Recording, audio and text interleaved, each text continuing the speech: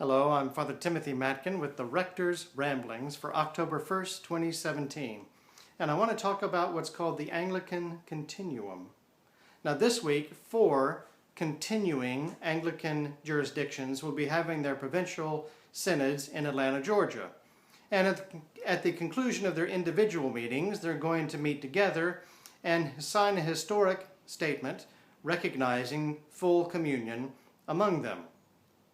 The specific jurisdictions involved are the Anglican Church in America, the ACA, the Anglican Catholic Church, the ACC, the Anglican Province of America, APA, and the Diocese of the Holy Cross. Now it's interesting to note those last two, APA and Diocese of the Holy Cross, are actually ministry partners of the ACNA, the Anglican Church in North America, which is our jurisdiction. Now these 4 continuing Anglican jurisdictions represent about 300 congregations across the country, as well as much larger memberships in countries abroad around the world. And it's been a very long, hard journey to reach this agreement. And why is that significant?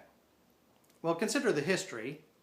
The continuing Anglican churches are those who left the Episcopal Church, mostly in the 1970s, in protest over changes in theology, the prayer book, and the ordination of women. Although one jurisdiction, the APA, traces its history back just a little bit further to the 1960s, when some of the parishes left in protest over the Episcopal Church's lack of discipline for Bishop Pike for heresy. Now when these parishes left, they organized themselves into dioceses, but their attempt to organize into a national province ran into some roadblocks. Originally it was to be called the Anglican Church in North America, which is what we ended up being called. And that failed because of disagreements really about organization, about canon law, and also, especially as time went on, personality conflicts really got in the way. Now their statement of principles, what they're all about, can be found in what's called the Affirmation of St Louis. I encourage you to look that up. It was named for a Congress of Anglicans that met there in 1977. And put together their principles, the Affirmation of St Louis. Now, petty differences and hurt feelings really worked to keep them apart and created even more splits over the years. And it's a sad lesson in how personal faults can keep the church from fulfilling her calling.